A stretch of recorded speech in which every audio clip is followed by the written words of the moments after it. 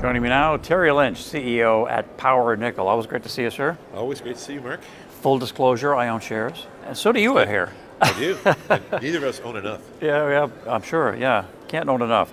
So you've been releasing assay results from the polymetallic Lion Zone discovery, and you call them ridiculously good, quote unquote. It's been extended by more than 50%, and pretty well every hole is hitting mineralization. So give us a snapshot.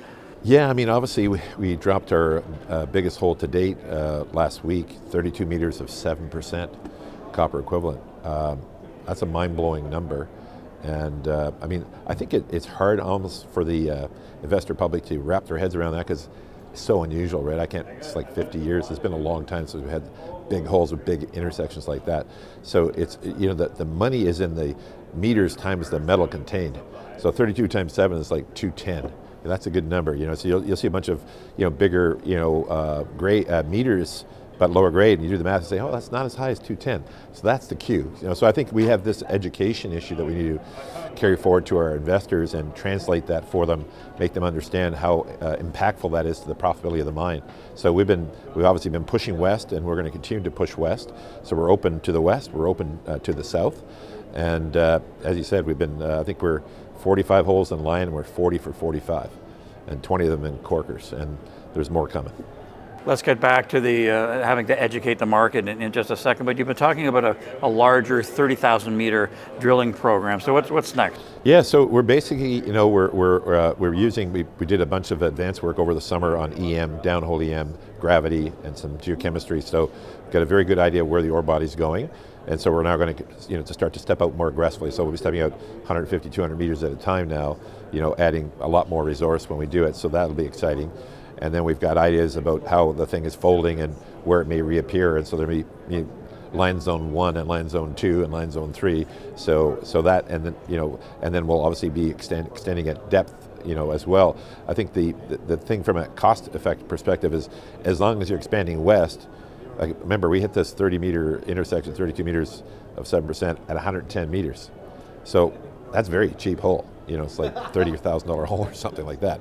But found like $1 million worth of material or something ridiculous. So you're going to keep on stepping out and doing those as long as you can, and then you'll go deeper. But yeah, so we've got a fully funded 3 rigs on the ground ready to roll, and it's starting this week.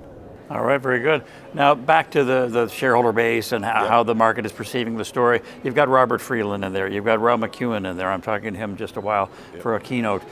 So what is it about, why is the market not fully understanding, especially at the retail level maybe? Yeah, well, I mean, these guys are businessmen, right? So they know it's metal that is important. It's not how big the intersection is, it's how much metal's it got, So that's why everyone loves grade, and these guys love grade, so that's why they're on the team. And why we got like 9 or 10 billionaires on the team. So I think we just have to do a better job of communicating to the, educating people that, hey, you have to look at the math of metals contained. And metal contained, we're an all-star. We're maybe a superstar. So we just keep getting that message out, and I think the investment public will eventually pick it up. So you've said that, number one, you've gone from a nickel story to polymetallic. You've got Dr. Bruce Beresford on board, and he's not saying this is another Norilsk, but he's saying, and you've said that if it is, it would probably start this way. So how do you manage, also, get the word out, but also manage expectations too? Yeah, we've got 2 jobs, I think. One, we can't say we're going to be the next Norilsk, because they had $1.4 trillion worth of material on the ground, and it's truly epic.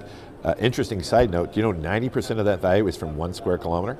So that, so it shows you how rich and dense 1 square kilometer can be a material. So I'm not saying we're the next Norilsk, and that would be too aggressive, but we can still be 5% or 10% of that, and it'd be massive, right?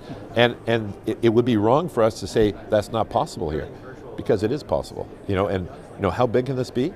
I think it's going to be very big. I think it's going to be a lot bigger than any of us think. So I would rather, at this point, given we're trading at such low valuations, be seen as a little bit promotional to say, hey, yeah, you should own this stock because it's going to be big. Because as opposed to saying, oh, I don't know how big we're going to be. That's how confident we are. As we sit here, the stock's in the mid 70 cents. You said several months ago you should be buying this. It was at 22s, and you were right. So always great to get an update from you. All right, Mark, thanks for having us. Good Cheers. stuff. Terry Lynch, CEO, Power Nickel.